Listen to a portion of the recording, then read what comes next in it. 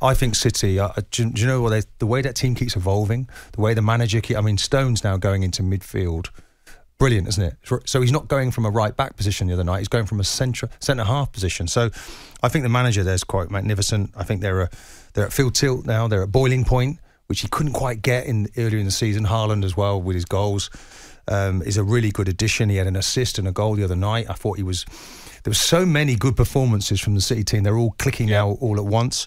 So yeah, that's why we, as an Arsenal man, we're looking at it thinking, wow, I think Arsenal are performing incredibly well. West Ham away, they just got to go and win that one. You say it's easy to say it, you've got to go and do it. Manchester City will play, of course, on Saturday. They'll have that. The gap gets a bit closer. I don't think the Arsenal players should be looking at the table. I think they just concentrate on their opponent. They are two great teams, aren't they? I mean, it's been a joy to watch Arsenal this season. The first 20 minutes of the game against Liverpool last weekend, I thought they were absolutely magnificent. They really are an attractive team to watch. Manchester City, similarly, brilliant, but I've been doing it over a longer period of time. How much does experience and mentality decide what happens in this title race, Crook, do you think? Well, Martin's probably better placed than me to answer that question, but I think it does.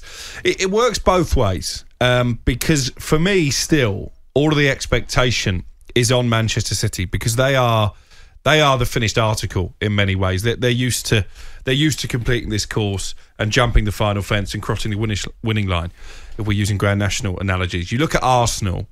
The beautiful thing for me about Arsenal this season has been that fearlessness of youth, embodied by the likes of Bukayo Saka and Gabriel Martinelli, who've been two of my favourite players to watch in the Premier League this season. Even Martin Odegaard, who is at a relatively young age to be a captain. You've got Ben White, who will publicly admit that he won't be watching what Manchester City do against Leicester because he doesn't really like football. And actually, that's not a bad attitude to have because people are saying it's in Manchester City's hands. It is. But the beauty of this title race is that it's in Arsenal's hands as well. If they avoid defeat at the Etihad, their destiny stays in their own hands. So I think it's so fascinating because you've got two teams at such different stages of their development. And I think it's all set up for a brilliant finish. You look at Manchester City's fixtures, apart from that Arsenal game and maybe Brighton away, they should win the lot. I think they probably will win the lot. But there's always a twist, isn't there? There's going to be a game where you expect Manchester City and Arsenal to win comfortably and they'll come unstuck. Who knows? Yeah. It could be at London Stadium. There's a little run of Man City, Chelsea and Newcastle, and we know how well Newcastle are doing, of course, at St James's Park. It's an away game for Arsenal. I just feel that it's a very interesting one after the Liverpool game because you go in front. Does it almost feel like a defeat when you're winning? We're not comfortably, but you're 2-0 up. I think the players need to respond and show they're not affected. They're not affected by what happened. You lick your wounds. You go back to the next week and you get on with it. And there is a kind of a nice naivety about this group. They're the youngest team in the Premier League, and they're doing great things. And they just got to keep on that journey and look at it as an adventure. Enjoy the moment. No fear should come into them. You just got to love it. It's a very different emotion, and you can't let fear come into your mind. You've got to go for it.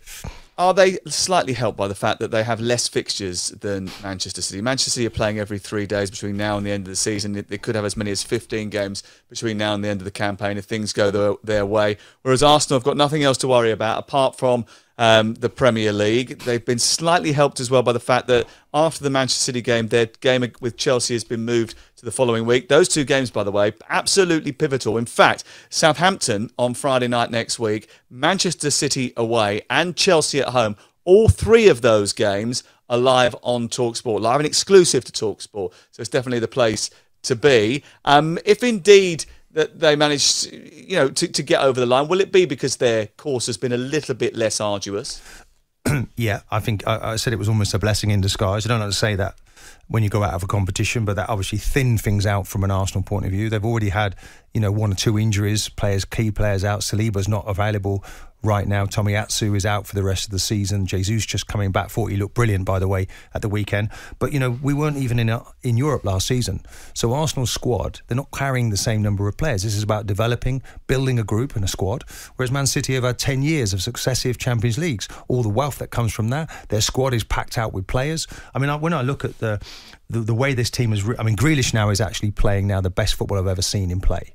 Oh, he's terrific. His ball retention. He doesn't even give the ball away ever now. No, but he's fitter now. He can run forward, he can run backwards. He makes things happen. But he's got all of his passes. These players are extremely technical. De Bruyne, You've got Gundogan.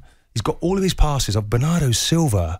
I mean, the way he played the other night was quite remarkable. So what you've got to do is stay away from that. If you're an Arsenal player, just stay away from that. Back in the day, don't watch it. Back in the Don't day, watch it. You wouldn't watch their game on Tuesday when it was night, us and Manchester United, everybody was going berserk about Manchester United. I don't care. I'm not even going to look at it. Let's see what you do when you play us. And then the seasons that we won it, we went to our rival stadium and we won. Maybe Arsenal could do that at Man City. Maybe they could turn it around. No one thinking that for a moment, but that would be the sort of what would be in my head is, okay, let's surprise everybody. You know, we won it in '98. We won at Old Trafford. We won the remaining 10 games. Then in 2002, we won it actually at Old Trafford. No one expected that to happen. So you have to beat your rival somewhere. And what better place to do it than away from home? I wonder whether or not that game in the FA Cup actually just made people raise an eyebrow or two, or put it into people's mind that Arsenal could go to Manchester City and win. Because on that night, Manchester City played pretty much their first team and Arsenal made a number of changes. I don't think they lost much in defeat that Friday night. But we talked about course and distance. You mentioned as well about the idea of not watching your opponents get towards the end of the season.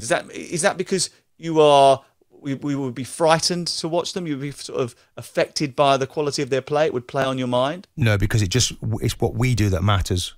And if everybody wants to build up the opposition, you know, there was times when, as a player, you put Match of the Day on as a player and you think, oh, here they go again. Man United this, Man United that. Let's see how they are when they play us. You know, it was kind of great to get on the same pitch where reputations go out the window. It's you against me.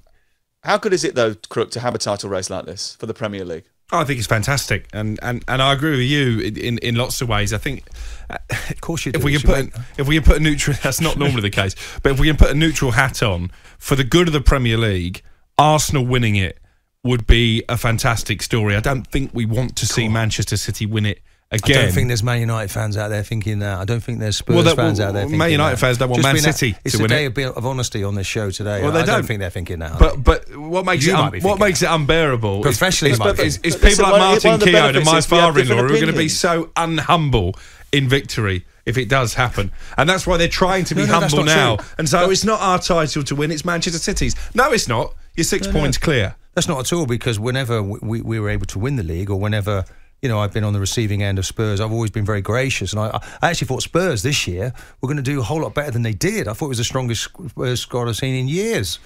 And I don't think they should have got rid of the Conte either. It's interesting, he might even turn up at Chelsea. And I don't think Tuchel should have been sacked. You're watching all these decisions. I just say what I believe. And I just feel that I'm trying to be impartial. Of course, I have a love for Arsenal.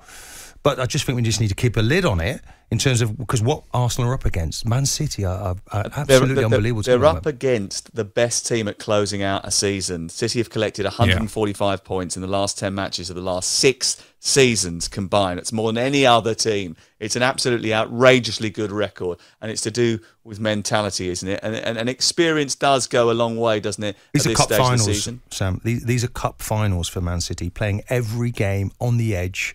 And it's producing their best football. They need to be in this zone for them to be. I think the manager almost accused them of getting a bit complacent. You know, there was a little bit of inconsistency, just fell from their incredible high standards. But, you know, are they going to go into the Sheffield United FA Cup game fearful? Of course not. I don't think they'd be fearful. I think we ought to respect Sheffield United, having put Spurs out and the way that they've travelled through the competition themselves. And promotion might be almost done by then, by the way, so they might have nothing to fear at all. Yeah, and then they've got Arsenal, and that's their team that they want to prove, you know, we're better than you, you're on our home ground, we did it to Bayern, we'll do the same to you. So that makes for a cracking game. And away at Fulham, I mean, they've got West Ham at home. I'd sooner be playing West Ham at home than playing them away. Although, you know, let's see what happens in all these fixtures, Sam. Yeah, I'm going to that Manchester City-Arsenal game live for talkSPORT. I mean, I would do, wouldn't I? Because it's only 15 minutes from my house, as you've already pointed out. Well, that's handy. Jim White and Simon Jordan. Monday to Friday mornings from 10. On AM, on DAB, via the talkSPORT app and on your smart speaker. talkSPORT.